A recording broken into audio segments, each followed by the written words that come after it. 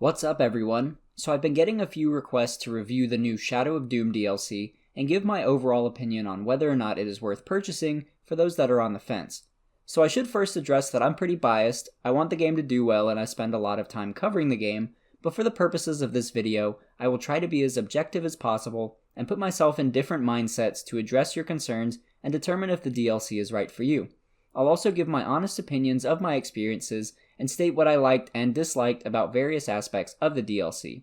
So I'll start with what we got in the new DLC, and we'll end with my recommendations on if the DLC is right for you. So to start, the DLC itself costs about $20 in the Nintendo Store, but it doesn't only cover the new Fantastic Four Shadow of Doom DLC. The $20 covers the entire expansion pass, which includes 3 DLCs in total. So I'll try and speak to all 3 of these a little in my review as well.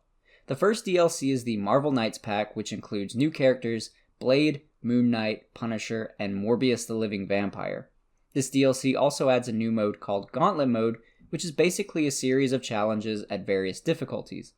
The Rise of the Phoenix DLC adds X-Men characters Gambit, Iceman, Cable, and of course the Phoenix. This DLC adds its own gauntlet levels, but also includes a new mode called Danger Room. If you're into playing online, Danger Room is an amazing new mode where 2 teams, either of online players or computer players, compete against each other to be the first to beat a particular challenge while also trying to sabotage the other team. And this brings us to the Shadow of Doom DLC, which adds the Fantastic Four, Doctor Doom, and a secret bonus character as playable characters in the game. The Shadow of Doom DLC also adds its own gauntlet missions and expands on the Danger Room as well. But most importantly, it is the only DLC that is a legitimate story expansion from the main game.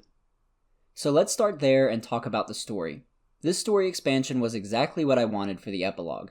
I think the writing was very strong, especially for the new characters, and it took us to new exciting locations from the comics. The story ended in a satisfying way, but also left a nice cliffhanger too.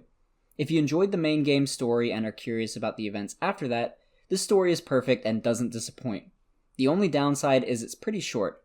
I would say it took me about an hour to get through, and it consisted of about 3 chapters in total. It's disappointing that it's not longer, but I think that also speaks to how much I enjoyed the story because it left me wanting more. And honestly, this was about the length I had expected to get from the epilogue anyway, so I was happy with it. The game also incentivizes you to replay the epilogue multiple times on higher difficulties. Higher difficulties like Superior are how you will find bonus costumes and hidden chests, while the hardest difficulty, Ultimate, is how you will unlock that secret bonus character. But don't worry, I won't spoil that here. The developers also added events to the game, which are similar to a battle pass from other games. As you play through the story, you will earn points that rank you up to different tiers, and each tier has a new reward. For example, XP cubes to help you level up, or new costumes or voice lines to customize your character. There was also another event added that has specific challenges and rewards for playing through the main game story. For example, beating Kingpin using a team of Defenders characters. I like the inclusion of the events because it freshens up the replay value of the story, which I think started to get overlooked by the community in favor of Rifts, Gauntlets, and Danger Room that all had better rewards, which is a shame because the story mode is one of the strongest aspects of the game in my opinion. It also looks like there are plans for further events down the road as well, which should give some more longevity to the game. So if you're concerned about the game's replay value, I would say you don't have to worry about that at all. The game has nearly endless amounts of content that you could easily spend hours upon hours completing, depending on how much of a completionist you are.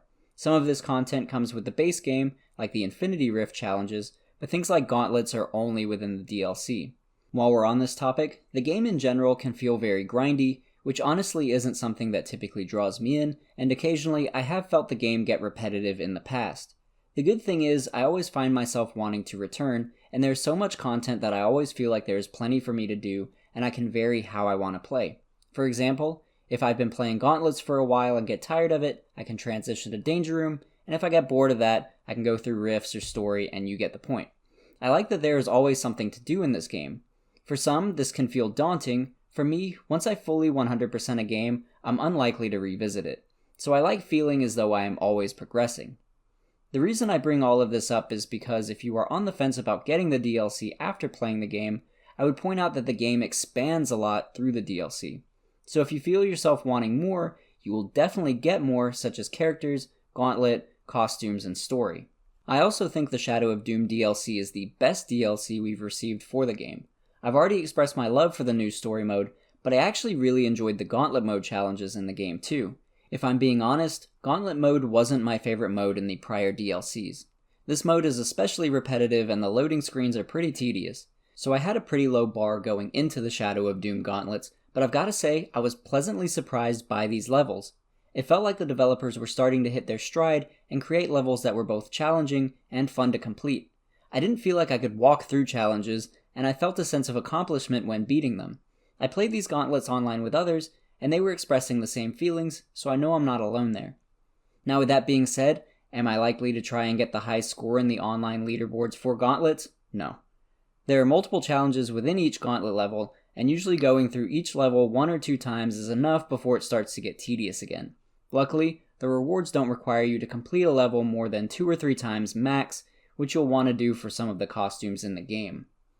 The Shadow of Doom DLC also added new level difficulties to the Danger Room, Epsilon and Omega, but I'm unsure if these difficulties in particular are locked behind the DLC. But I know the Danger Room in general can be played without purchasing the DLC. The only difference is that the Battle Pass event rewards are better for those that purchase the DLC. Although the Danger Room events have currently expired, but are expected to return in the future. So the Danger Room isn't exactly a selling point for the DLC at the present time, but it is a fantastic mode and I think the new difficulties add to the experience.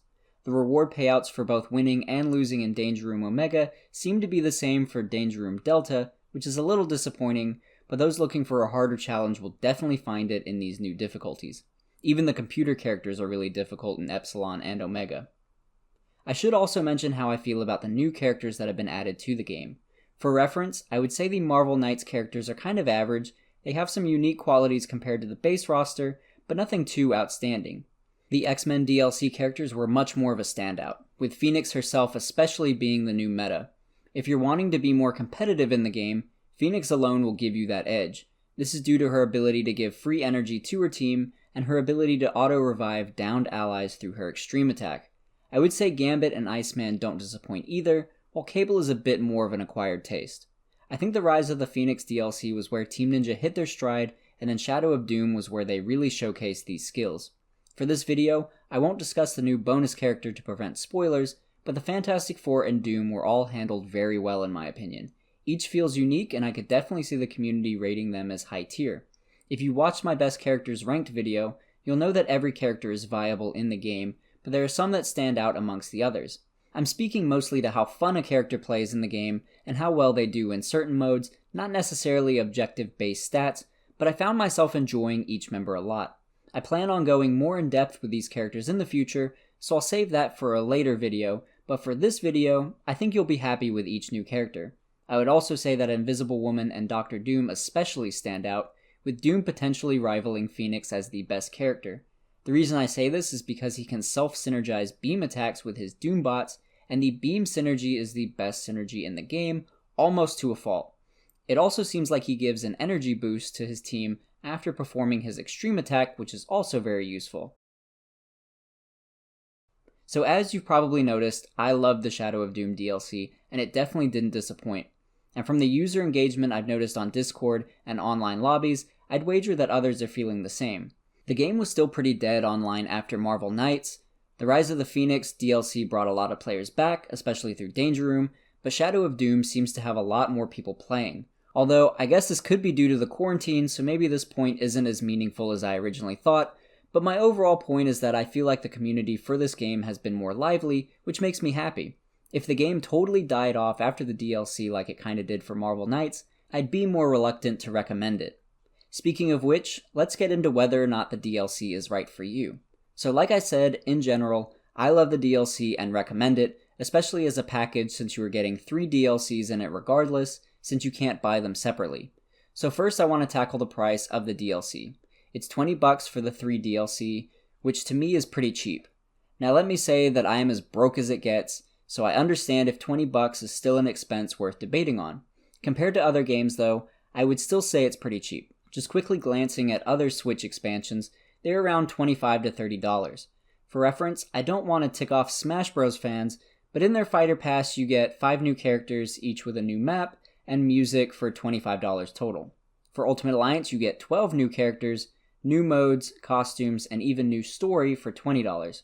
I know these are different games, but in my opinion, you're getting more content for less money. The DLC was a pretty easy buy for me because I'm a Marvel fan and I knew I at least really wanted the DLC characters, and I wanted to experience more from the game, especially how the story would unfold. I don't regret purchasing the DLC, and I would be willing to buy more DLC to support the game because I would like to see more content in the future. So if you're similar to me and enjoy Marvel and are looking for good Marvel games to spend your time in, I would definitely recommend getting the DLC, especially since there aren't many other Marvel console games out there to choose from. Don't even get me started on Marvel mobile games that will charge you way more than $20 for way less content.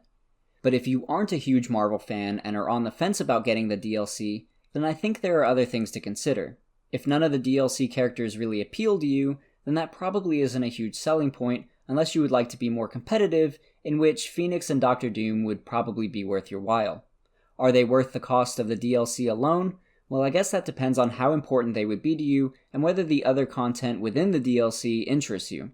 The Danger Room, in my opinion, is the best mode for online play and leveling up, since the rewards are phenomenal and playing Danger Room online is a lot of fun, but that's there in the base game.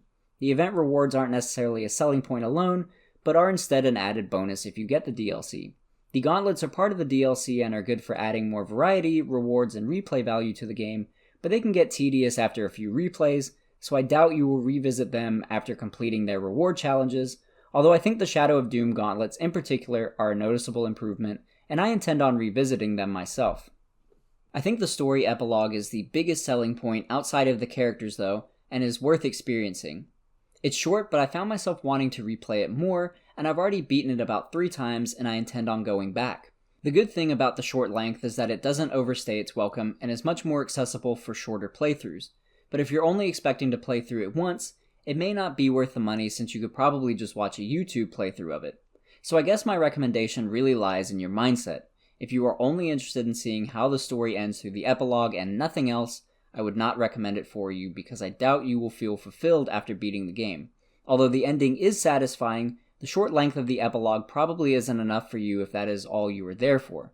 But alternatively, I would ask, did you enjoy the base game and are you looking to expand that experience? Do you like the idea of putting more hours into the game through new content?